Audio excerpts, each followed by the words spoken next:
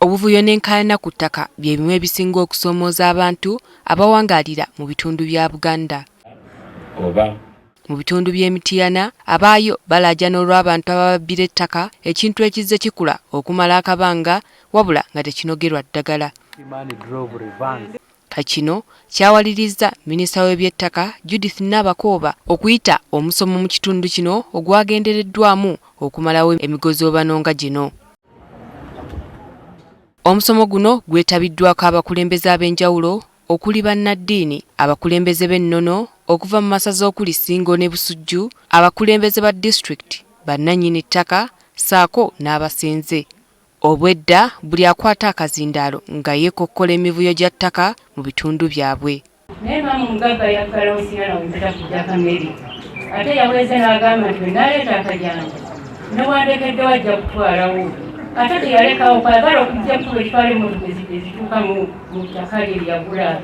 Maama asaba kunyamba. Bassentebe beero si wano ekintu ekyo nga bakimanyi. Be basinze okuleeta ate obuzibu n'atunda poloti ng'akimanyi ettaka lya gundi. Bannaddiini nabo baakandudde ku ddoboozi ku nsonga eno ne bavumirira naddala abeesenza ku ttaka ly'essinzizo kw'ossa n'okuvumirira abo abawola abantu ssente ate ne baagala okweddiza ettaka lyabwe. Nze mbakubirizanga bulijjo nenga nti kasita obeera ku ttaka lya kkanisa oba ly'ekereziya eba ly'omuzigiti gwe manya kulyakamanye ng'akoza n'owebba ku mumwa. Naye abagamba bagala ne bafuuka b'amaanyi ate okusinga nannyini ki nannyini ttaka. Nze njagala nekyo bakibakubiriza ekyo nti bw'oba wasenze ku ttaka lya bw'oba emmoloka ekututteko leka kugituulawo nga gwe nnyiniyo. Ba brokers balina obukodyo bungi nnyo, naye ate waliwo ekisoomoozo ekirala ekyaba money lenders. Bano baafunye okwanukulwa ku nsonga eno okuva mu bakulembeze. Ow'ettaka tasobola kutunda nga ggwe ow'ekibanja nga tomukkiriziza okukola ki? Okutunda. Ate naawe ow'ekibanja tosobola kutunda nga nannyini ttaka takonsentiza oba nga takukkiriziza nti tunda. Obuvunaanyizibwa bwo gwe nannyini kibanja okunoonyereza okumanya ani nannyini ttaka. Minisita Judith Nabakooba asabye ab'eŋŋanda okukolaganira awamu basobole okukozesa ettaka lyabwe okwekulaakulanya. Families tubasaba tukaanyi abafu oba abagenzi bwe babanga ettaka balirekawo kitegeeza nti ettaka twalisangawo nga tujja kulekawo.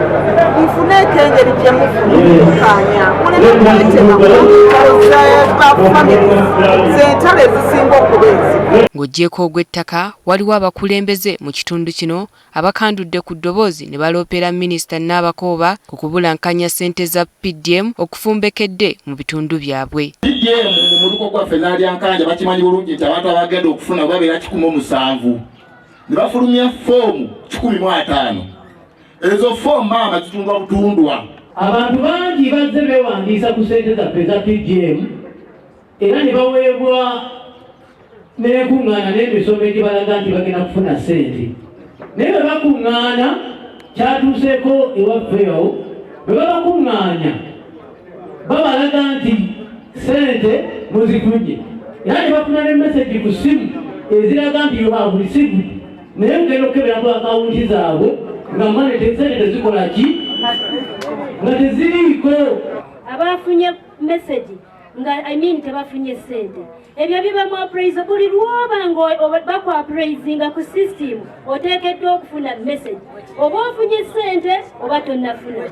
Bw'oba ofunye nga tolina issues era nga walondebwa oli makubo matuufu message eyo n'ogifuna era ebidirira ofuna ssente. Omusumba w'essaza ly'Ekiyinda Mityana Anthony Ziwa akubiriza abantu okusigala obumu basobole okugonjoola ebizibu nga bino. Awo nno ffenna buli omu ategeere bulungi munne n'okuva wano tube nga tukolagana bulungi okunyweza obumu.